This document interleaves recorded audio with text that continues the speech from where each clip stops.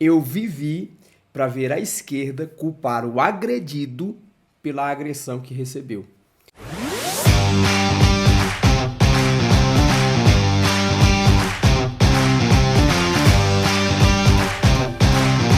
Bom, você com certeza está acompanhando aí, né, as imagens, o episódio que aconteceu do Datena agredindo o Pablo Marçal com uma cadeirada.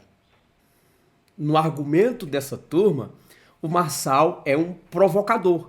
Então o Marçal provocou o Datena, né? E provocou os demais debatedores ali, e o Marçal provoca o tempo inteiro, então ele tirou o Datena do sério. É sério isso? Quer dizer então que se alguém me provocar, eu posso responder com uma cadeirada ou com qualquer outra ação violenta?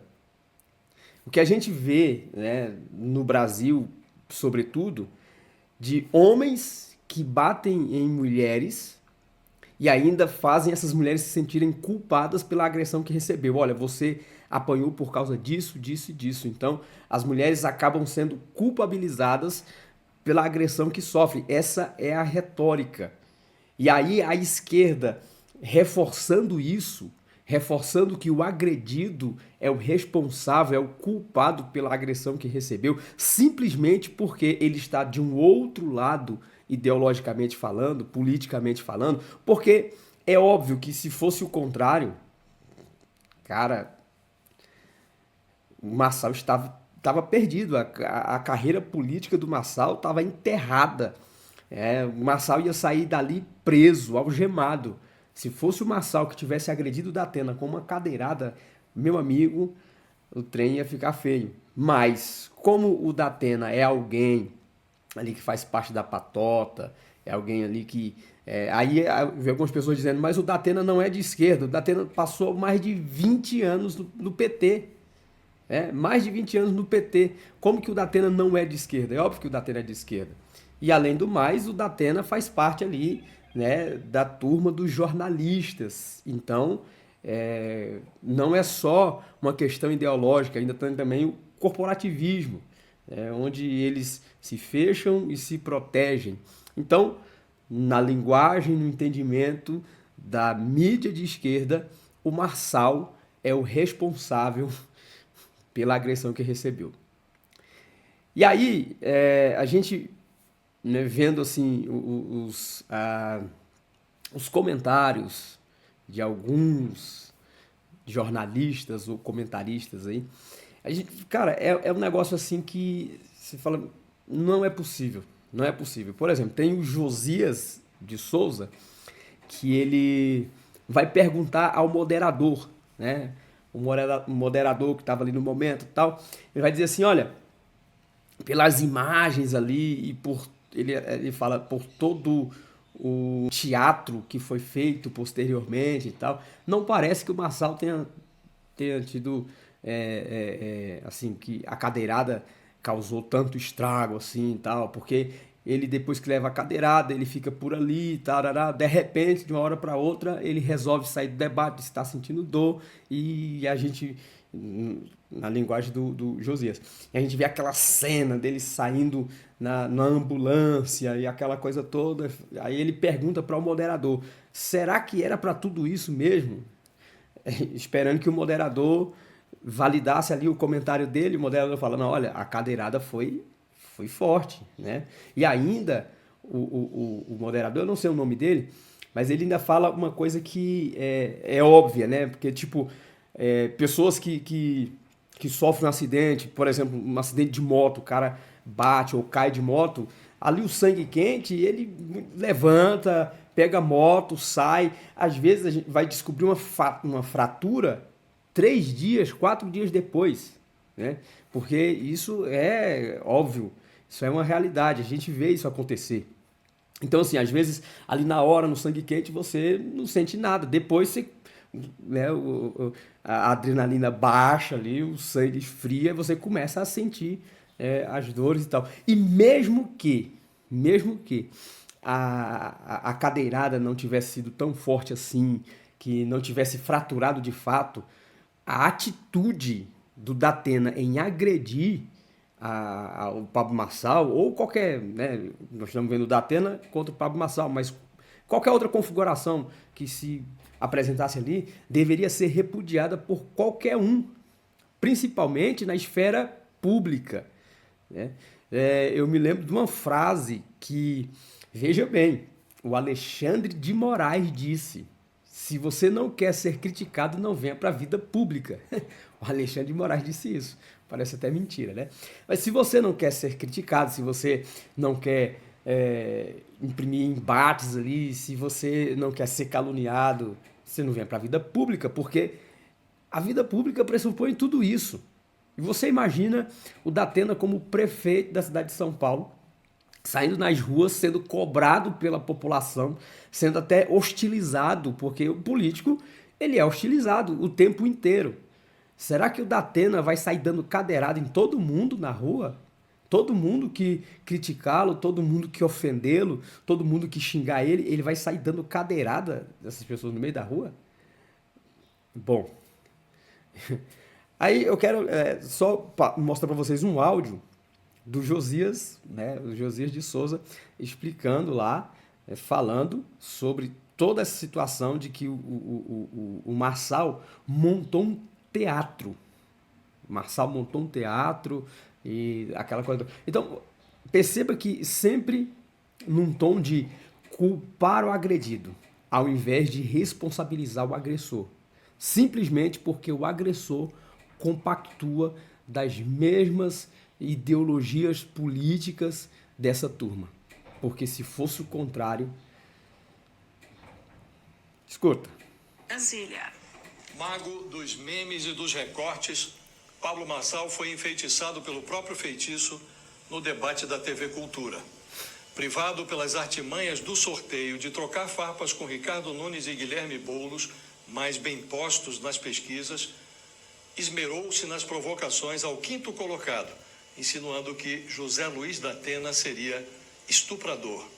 Alvo de uma cadeirada, passou a administrar a agressão com método. Foi engolido pela esperteza.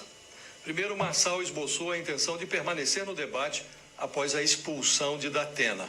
Chegou a esticar a troca de ofensas com seu agressor no intervalo comercial. De repente, em conversa com assessores, optou por refugiar-se nas redes sociais, seu habitat natural. Deixou-se filmar no interior de uma ambulância e no leito do Hospital Sírio-Libanês. Exibiu as imagens na internet em meio à tese segundo a qual a cadeirada seria uma repetição dos atentados sofridos por Bolsonaro em 2018 e Donald Trump há pouco mais de 2 meses. Num dos vídeos que postou, Marçal exibia uma pulseira verde no pulso. O adereço identifica pacientes sem gravidade. De madrugada, enviou mensagem para o WhatsApp de Datena. Nela, escreveu...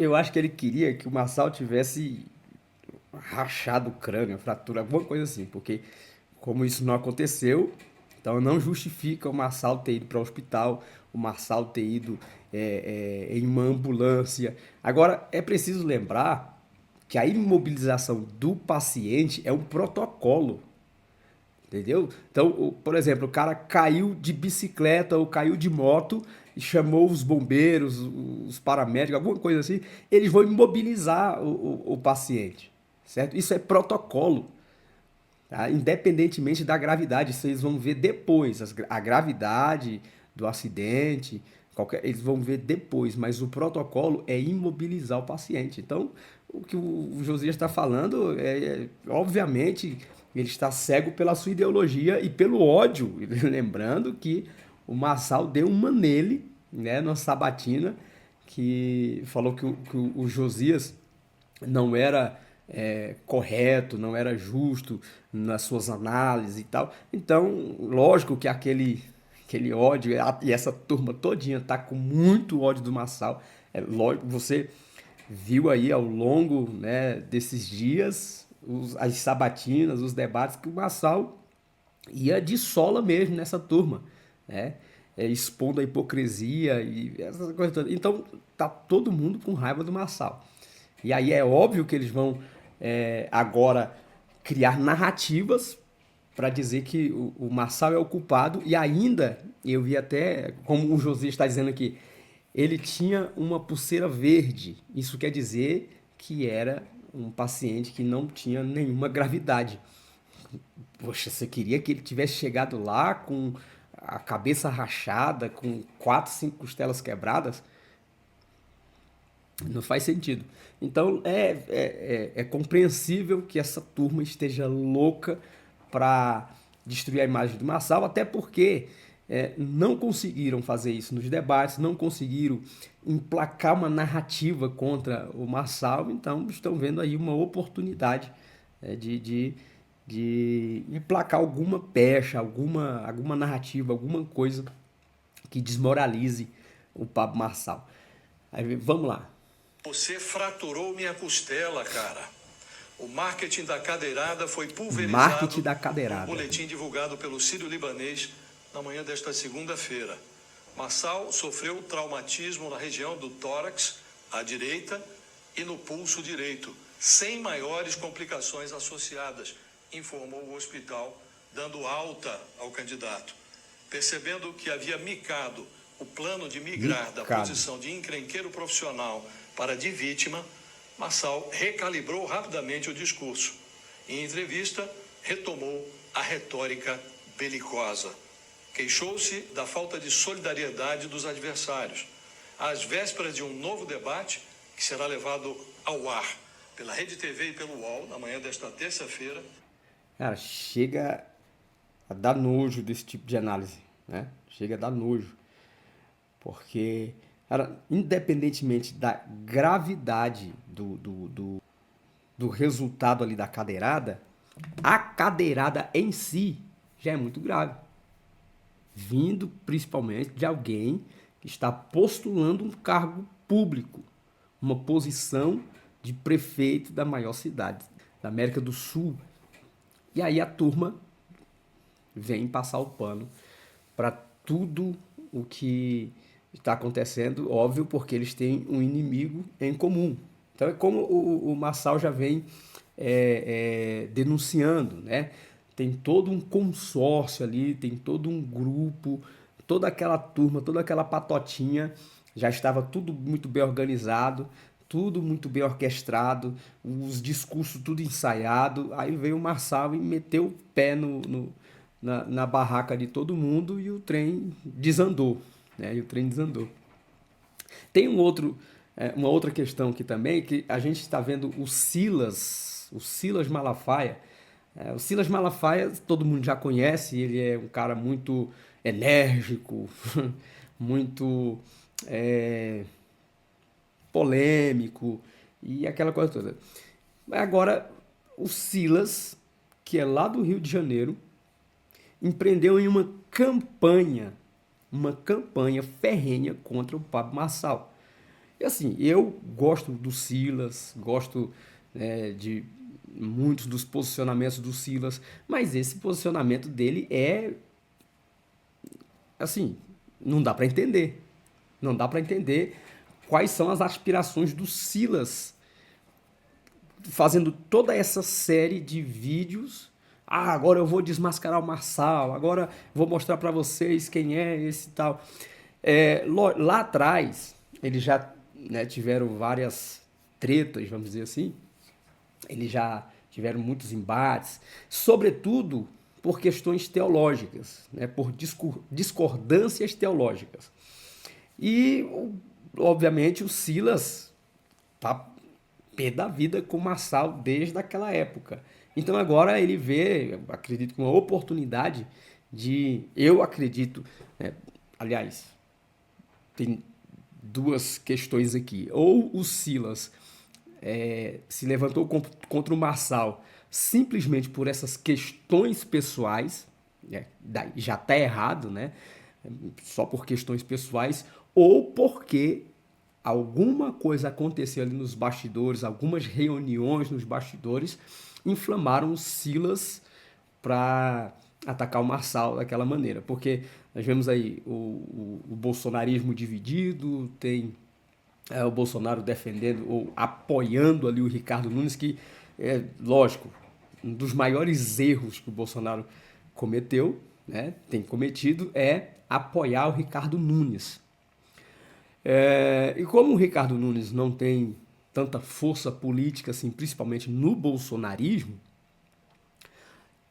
foi preciso reunir uma artilharia pesada para ver se conseguia alavancar, né, a campanha do Ricardo Nunes. Então você vê o Tarcísio entrando na briga, vê o Bolsonaro na briga, os filhos do Bolsonaro na briga, e agora o Silas Malafaia nessa campanha ferrenha contra o Marçal. Alguma coisa aconteceu, né?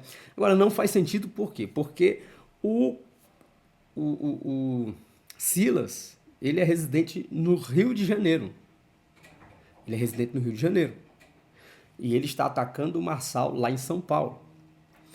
E aí entra uma questão aqui. Tudo que o Silas falar contra o Marçal, cara, a gente vai olhar e falar assim, tá bom, Silas, então a população paulistana vota em quem? Porque se ele falar de questões teológicas contra o Marçal, quem é o outro que assim, vai estar alinhado teologicamente com o Silas? Se ele falar de questões ideológicas, quem é o outro que vai estar alinhado ideologicamente com o Silas? Então, é gratuito, né? Não faz sentido e não tem, assim, explicação. No que o Ricardo Nunes, ideologicamente falando, teologicamente falando, politicamente falando, no que ele pode ser melhor do que o Pablo Marçal para o Silas estar atacando o Marçal para ganhar votos para o Nunes?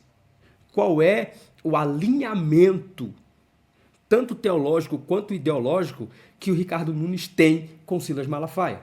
Não só com o Silas, mas com os cristãos, de um modo geral. Nenhum. Não faz sentido. Todos os argumentos que o Silas tem levantado para falar contra o Marçal, você poderia elevar isso à enésima potência contra o Ricardo Nunes ou qualquer outro. Veja que tem o Boulos na equação. Veja que tem a Tabata Amaral, que faz aquele discursozinho bonitinho, polidinho, mas você sabe muito bem quem é a Tabata Amaral e o que ela defende.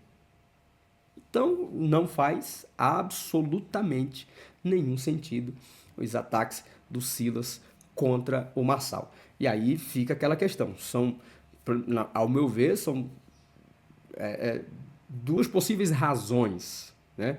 Primeira razão, essa rixa pessoal que o Silas tem com o Marçal já de tempo, lá de trás, ou algum acordo que o Silas tem feito com aquela ala ali, né? Valdemar Costa Neto, PL, Bolsonaro, aquela toda. E você sabe que esses arranjos políticos, eles existem. Tanto é que o Bolsonaro está apoiando o Ricardo Nunes, que não tem nada a ver. Né? Não tem nada a ver ideologicamente, mas não tem nada a ver. Tudo por arranjo político. Então, talvez o Silas esteja nessa entoada aí. A gente nunca sabe o que acontece por trás das cortinas, né? Nas reuniões ali, nos bastidores, a gente nunca sabe. Então, a dança das cadeiras, ela é constante. Os inimigos políticos de hoje são parceiros amanhã, os parceiros de hoje são inimigos amanhã. É só você ver aí o Alckmin e o Lula, né? Isso aqui é uma prova mais fidedigna de que esse teatro, né, o teatro das tesouras, ele realmente existe. É isso aí, meus queridos. Curta, compartilhe, comente qual é a sua opinião de todo esse imbróglio, de toda essa bagunça que está o cenário político nacional. E tamo junto.